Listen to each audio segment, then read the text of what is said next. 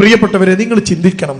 ഇന്ന് +2 പഠിക്കുന്ന ഒരു കുട്ടി നിങ്ങളുടെ വീട്ടിലുണ്ടെങ്കിൽ, +1 പഠിക്കുന്ന ഒരു കുട്ടി നിങ്ങളുടെ വീട്ടിലുണ്ടെങ്കിൽ, 10ാം ക്ലാസ് വരെ പോട്ടെ, ആ +1 കാരനും +2 കാരനും ഒക്കെ ചിന്തിക്കുന്നത് എങ്ങനെ പണം ഉണ്ടാക്കണം എന്നാണ്. നിങ്ങൾക്ക് കുട്ടികളുണ്ടെങ്കിൽ നിങ്ങൾ നോക്ക്, മോനെ പഠിക്ക്. എന്താപ്പാ പഠിച്ചിട്ടെന്താ, നമുക്ക് പൈസ ഉണ്ടാക്കിയാൽ പോരെ? +1ഉം +2ഉം പഠിക്കുന്ന 16ഉം 18ഉം വയസ്സ് പ്രായമുള്ള കുട്ടി, ആ കുട്ടി ചിന്തിക്കുന്നത് പണം ഉണ്ടാക്കാനുള്ള എളുപ്പ വഴിയെ കുറിച്ചാണ്. ഞാൻ ലഹരി കുട്ടികളിലേക്ക് വരുന്ന വഴിയാ പറയുന്നത്. എങ്ങനെങ്കിലും പൈസ ഉണ്ടാക്കണം. നിങ്ങളുടെ വീട്ടിൽ ഈ കുട്ടി ഉണ്ടെങ്കിൽ കാറ്ററിങ്ങിന് പോകുന്ന +1 കാരൻ നിങ്ങളുടെ വീട്ടിലുണ്ടാകും, കാറ്ററിങ്ങിന് പോകുന്ന +2 കാരൻ നിങ്ങളുടെ വീട്ടിലുണ്ടാവും. എന്തെങ്കിലും ഒരു പണിയെടുത്ത് പണം ഉണ്ടാക്കണം എന്ന് ചിന്തിക്കുന്ന +1 കാരനും +2 കാരനും നിങ്ങളെ കൂടെ ഉണ്ടാവും. പ്രത്യേകിച്ച് ഈ തലശ്ശേരിയുടെ പ്രദേശം, ബാപ്പാൻ്റെ അടുത്ത് നല്ല പൈസ ഉണ്ടാവും, പക്ഷെ ബാപ്പ പൈസ ചോദിച്ചാൽ +2 കാരന് കൊടുക്കൂല. അവൻ ഐഫോൺ വേണം.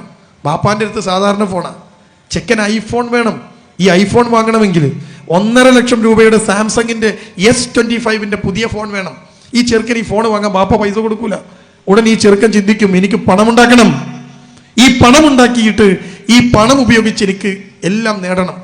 ഒരു 16 വയസ്സുകാരന്റെ ചിന്തയാണ്. ഈ ചെക്കൻ എന്തിലേക്കാ പോകുമെന്നറിയോ? കാറ്ററിങ്ങിന് പോകും, എന്തെങ്കിലുമൊക്കെ ജോലിക്ക് പോകും. എന്നിട്ട് ചെറിയ ചെറിയ പൈസ അവനിങ്ങനെ സ്വരൂപിച്ചു വെക്കും.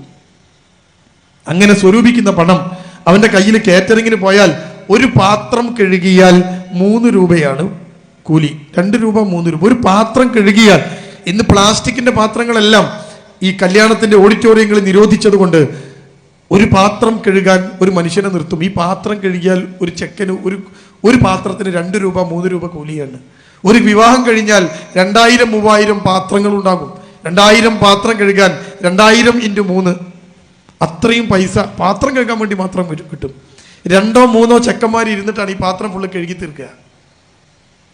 3 4 ചെക്കന്മാർ ഇരിക്കും. എന്നിട്ട് ഒരാൾ പാത്രത്തിലെ വൃത്തികേടൊക്കെ മാറ്റും, മറ്റേയാൾ അത് വിമ്മിട്ട് വരയ്ക്കും, മറ്റേയാൾ പാത്രത്തിൽ കഴുകും. അങ്ങനെ 4 പേര് ഇരുന്നിട്ടാണ് ഈ പാത്രം കഴുകുക. ഈ 4 പേര് 2000 പാത്രം കഴുകിയാൽ അവർക്ക് 2000 × 3 6000 രൂപ കിട്ടും. ആ 6000 രൂപ ഇവർ 4 ചെക്കന്മാരും കൂടി ഓരി വെച്ചെടുക്കും. 1500 രൂപ ഒരു ദിവസം പാത്രം കഴുകിയാൽ മാത്രം ഒരു ചെക്കന് കിട്ടും. ഈ പൈസ കയ്യിൽ ഇങ്ങനെ വെച്ച് കുറച്ച് കഴിയുമ്പോൾ ഈ +2 കാരൻ്റെ ഒരു കാര്യം മനസ്സിലാവും. അധ്വാനിച്ച് പണം ഉണ്ടാക്കാൻ പറഞ്ഞാൽ ഭയങ്കര ബുദ്ധിമുട്ടാണ്. ഇത് കഴുകണ്ട, ഈ പാത്രം കുത്തിയിരുന്ന് കഴുകണ്ടേ, നയിച്ച് പൈസ ഉണ്ടാക്കുക എന്ന് പറഞ്ഞാൽ ഭയങ്കര ബുദ്ധിമുട്ടാണ് എന്ന് ഈ ചെറുക്കന് മനസ്സിലാക്കും. അത് മനസ്സിലാകുമ്പോൾ അവൻ ചെയ്യുന്നൊരു പണി എന്താണെന്നറിയോ? അവൻ്റെ കയ്യിലുള്ള പണം ഇരട്ടിപ്പിന് വേണ്ടി ശ്രമിക്കും. ഇത് എങ്ങനെ എൻ്റെ കയ്യിൽ ഒരു 5000 ഉണ്ട്, അതെങ്ങനെ 10000 ആക്കാൻ പറ്റും എന്ന് നോക്കും.